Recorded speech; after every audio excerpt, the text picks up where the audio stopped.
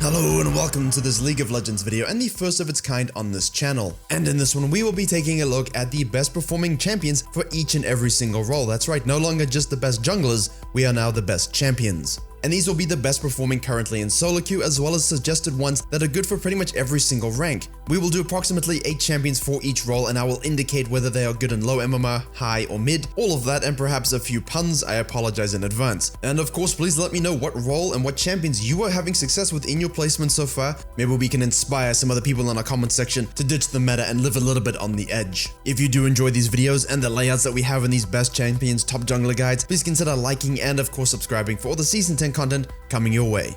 And so we won't talk about every champion, but I will highlight the most important. Obviously, Darius is your low elo god, bleeds enemies to death, lane stomper, gets only really tilted by Quinn and Teemo. But the real interesting one here is the Mordekaiser, because he was he was OP during the preseason. His synergy with Conqueror, his stickiness, his ult that takes you to a barren wasteland of tears. The passive movement speed nerf he just received has definitely taken him down a notch. It will affect high elo more than low elo, where you've got, things like kiting. But don't for a second think that means he's weak. He's definitely still one of the strongest tops in the game, and hence his presence in solo queue and all the tier lists you're probably watching. Now, any regulars on the channel know I main Ornn, and he's my favorite champion, although I do play him in the jungle. Top lane presence, however, has increased drastically in the past few months, with the consistency of the meta shift, as well as the adaptation to the dragons, removal of Conqueror true damage, and items that basically make everything a win condition, as provided your teammates actually buy them. I can't believe I have to say this so many times in games. I don't know why people refuse to buy Ornn items, but nevertheless, you are never out of a game with this guy in your team. Now, the rest of them you can see, general lane bullies, abusers of Conqueror, have some kind of lockdown or map rotation. Specifically Shen though, his win rate has definitely climbed recently, with the onus on early game skirmishing, with the onus on paying attention to the Dragon Soul plays as well. His ultimate can absolutely change the nature of a game in these situations. Not to mention he's not actually that bad in lane. His last changes came in patch 9.16, so this is really just a byproduct of the general meta shift as well. But his split push with TP, his ultimate, that can really change the nature of games. In fact, in support he's also seeing some decent success.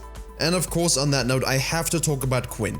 Her win rate in the top lane has climbed steadily over the course of the preseason, and now she's really considered a staple in the top lane. It's been a long time, Tyler 1 excluded, that she's been used in the bottom lane with any sort of efficacy. Her ability to abuse melee matchup and make top laners cry on the subreddit more than ADCs can, which I didn't think was possible, and the fact that she has that roaming potential, get level 6, go bottom lane, means she has that really nice win condition in the current meta. Fast paced, good rotations, can be there for all the fights, and because of the XP changes to the solo lanes, ends up having a bigger lead than she used to in Season 9. Alright, cue the new fancy graphics and let's show the jungle. Obviously this video is usually about junglers, however considering the meta hasn't really shifted that much, I think we're all kind of accustomed to seeing this guy on top. I'm not sure what Riot's going to do with him. I don't think they think he's OP, and I don't think anyone else kind of thinks he's too OP. They just think he's got some outrageous aspects to his kit that makes him very difficult to deal with and frustrating to play against. The short CDR ultimate, the long stun at level 1, players don't really want to have to face it. As such, he still sits atop the tier list. Now, Olaf has been causing a bit of a problem in the high elos. We almost hate him as much as Anakin Skywalker hates sand, and that's just because he nullifies so much of the CC that you bring to the table, and the fact that when he runs you down and you don't have any dashes like in Evelyn, it can be kind of sad times. His win rate isn't as good on this patch at the moment, but let that develop. He is definitely still top tier. He is very easy to pick up. I'm almost at the point where I'm going to recommend it for low elos because he can still be used there. However, his win conditions are the difficult aspect of playing him, and so I really don't do that.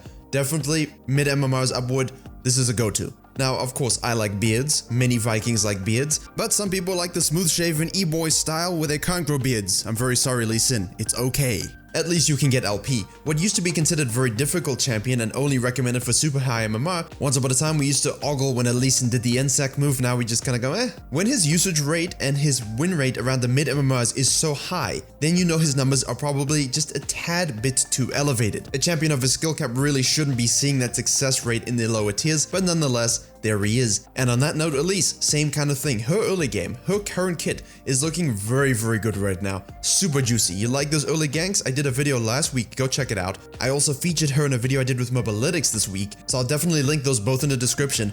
But if you're looking for super high impact junglers and you really want to snowball wins, and you're gold and above, and of course your mid laners are never gonna go AP because they only play Yasuo and Zed and Talon, Elise is waiting. But don't stay around afterwards because I think there's some kind of Praymantis thing going on with her.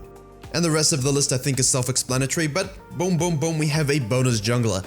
The 9th one on this list, I want to talk about Master Yi. He's sort of going through this phase where he's not that commonly seen, but his win rate is so insane that if you're in the low MMRs looking for a 1v9 champion, this is the guy to go. I'd go so far as to say he's like the low elo Karthus. You can farm quickly enough, secure objectives, and still gank. Your ultimate is powerful enough to turn all team fights, and well, I guess, well, those are all pretty good things, so, you know, an alternative choice for you. Okay, let's head down to the mid lane now, and of course, jungle mains, we all like a roaming mid. And that's impacted in my list right here. You all know that as a jungler and a support main, I love to have a roaming mid lane who values vision, values map impact over their own greedy CS. And this is really how the meta is going to go. If you want to win from the mid lane, you are in this unique situation where solo XP gives you an insane lead, and if you aren't using that to impact the side lanes, if you aren't using that to get dragons and shut down the enemy jungler, then you're really not playing mid lane right.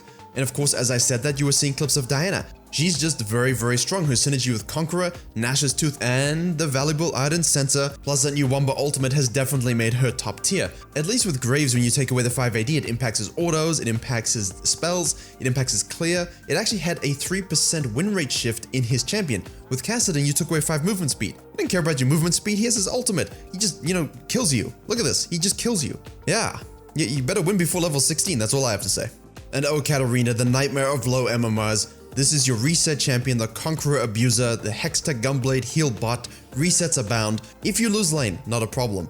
Katarina excels at those bottom lane tower dives. She excels at side lane manipulation, and when you can team up with a good jungler, get her fed. If you're a jungler for Katarina, gank level 3, take a crab, gank again, and then roam with her. Use that lead because she spikes so hard in the mid game. As long as you get super fed, you will win. Now, the one champion that's a little bit different here is Cass, and that's just because her synergy with Conqueror, she didn't really care as much for the heal. It was about that stacking AP that would directly affect her heal as well, which by the way, she still gets, and then when she's chasing you, she can just maintain the stacks. She is still very much in an excellent position.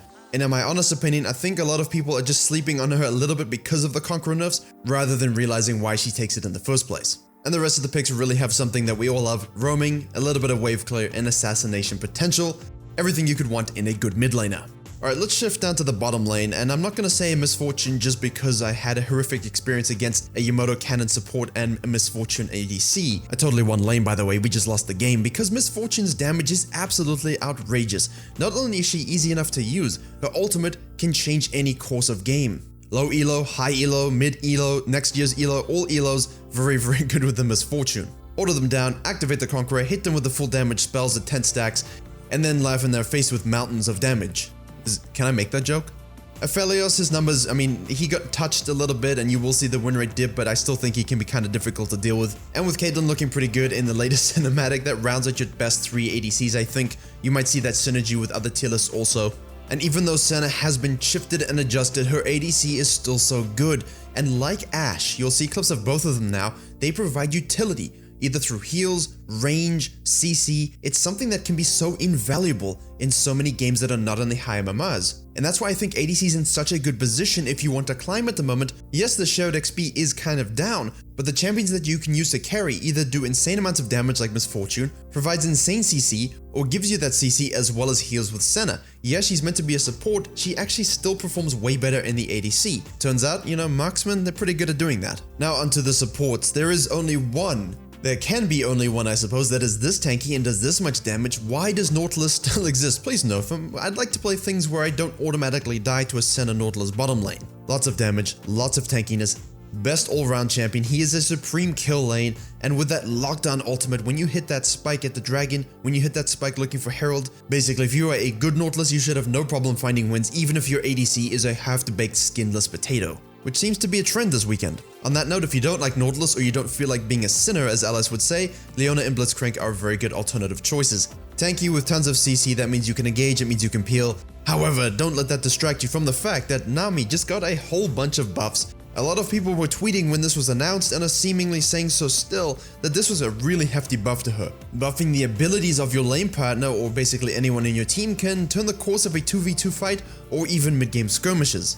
However, when you have lots of tankiness in lanes, you have the Leonas, you have the Nautiluses and the Blitzcranks, Zyra doesn't necessarily like to lane against those. In fact, I would say as a Zyra main, Leona and Blitzcrank are some of my most hated lanes. But the thing is, with poke and with good positioning, and the fact that we just got that stacking E buff. I mean, I do prefer it in a single plant, but you know, nonetheless 50% is greater than 30%. When you do have lane shove, when you do have lane prio, that can be an absolute game changer, using your range to that advantage, using your poke to that advantage, because we also had the item support changes that give us more mana regeneration back again, taking power out late, giving power in early. This means more poke against melee matchups. This means if you survive those engages and position well, champions like Zyra will end up having a lot of success. This also directly helps the lane sustain of Soraka, not that she needs it, but more mana is always very welcome, especially when your ADC is horrific at positioning.